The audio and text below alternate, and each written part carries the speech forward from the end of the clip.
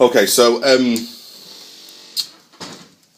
let's talk about kind of when you. I mean, the angle of the article is about when you realised. When you first took them on, were you a bit sort of, I don't know what the word is, sort of a bit wary? Okay, yeah. Because obviously you're a small business, Yeah. so you're putting your business in the hands of somebody who's Yeah. really inexperienced. Yeah.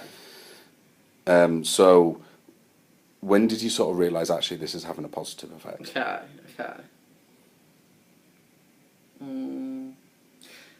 Okay, so I think I realised that having an apprentice was having a positive effect. I'm looking at the camera. Yeah, no, that's all right. Yeah, so I think I realised that having an apprentice was having a positive effect.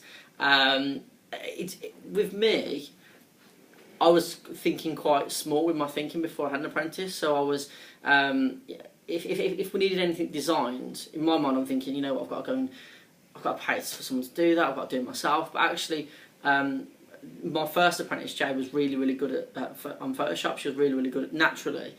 Good at designing leaflets and things like that. So having someone there that I could just go, you know what, can you design this for me? It really added value. And like I said before, my thinking was quite small. I dismiss the idea, but having someone there made me think a little bit bigger, made me think about more visual content that we could create. And that's continued with Ryan, who we have now. So yes, when you start seeing that value in whatever area that you may have actually been missing out and overlooking, that's when you start kind of appreciating the apprenticeship. And it's not an instant impact, is it? No, it's not like they come in and just, it's all rainbows and balloons and stuff, is it? No. So like I said, there are certain challenges, and I think there's challenges throughout the whole apprentice process.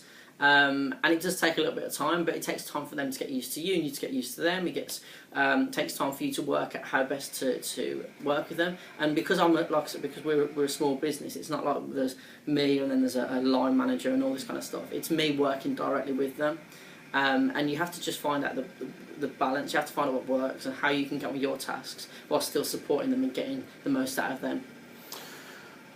So, do you think apprenticeships is a worthwhile endeavour? I definitely think that having an apprentice is a worthwhile thing. I'm already thinking about kind of our next apprentice and what we can do with them. The company is expanding. We're in the process of recruiting another manager and that kind of stuff. And I think having a new apprentice with the business will really help us moving forward. Okay, last three good things about having an apprentice, and then three pratfalls to avoid. Okay, so three good things.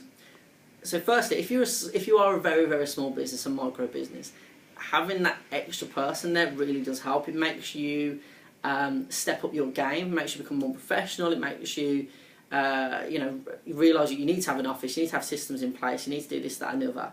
And I've know businesses that have thought, I could work from home, but actually I've got myself an apprentice, I've got myself an employee, because it means that I can actually work. I need to be working from an office, and that makes you more professional. So that's one.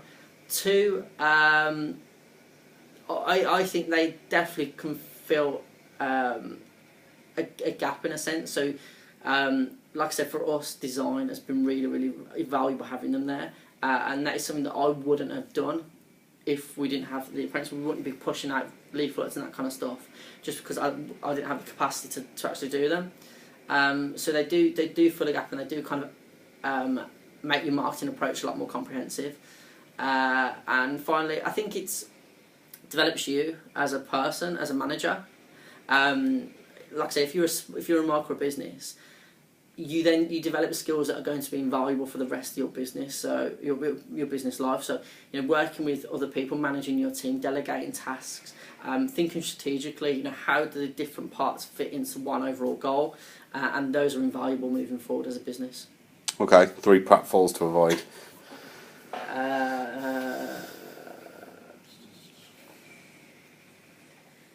I mean, you mentioned a bit about systems, didn't you? Yeah. Contracts and health and safety and things like that, isn't it? Okay, so so in terms of things to avoid, I'm looking at the camera. In terms of things to avoid and kind of pitfalls and that kind of stuff,